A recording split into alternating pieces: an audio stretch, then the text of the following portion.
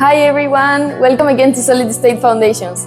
Today, we are diving into one of my favorite topics, developing robust crystallization processes.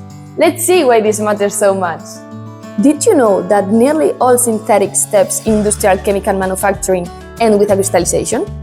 This is because it is almost always the most efficient method to purify and isolate the material, and it influences the purity, stability, bioavailability, and manufacturing of the drug.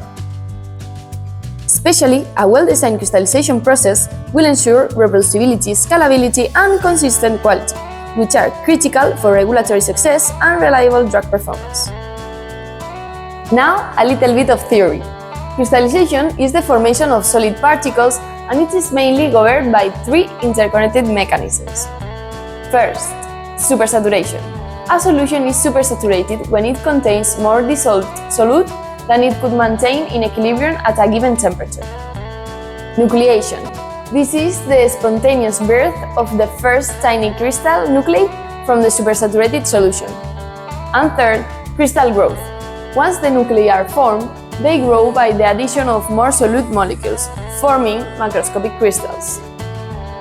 Proper control of these three mechanisms is the basis for directing the process towards obtaining crystals with the desired characteristics. Because of that, the optimization of the crystallization begins with the determination of supersaturation, which requires knowing the product's solubility throughout the process. In a simple cool crystallization, solubility is defined by a solubility curve. But in systems where the solvent changes through antisolvent addition, a solubility model accounting the both temperature and composition is more suitable. Thus, crystallization is far from trivial, and often requires modeling to create maps that guide the process. Once the API solvent system is selected and solubility has been established, optimizing the following parameters is crucial for the control of the crystalline form and the particle attributes: fine control of temperature and cooling, expert management of supersaturation, efficient agitation and fluid dynamics, and strategic seeding and direct growth. And this is just the tip of the iceberg.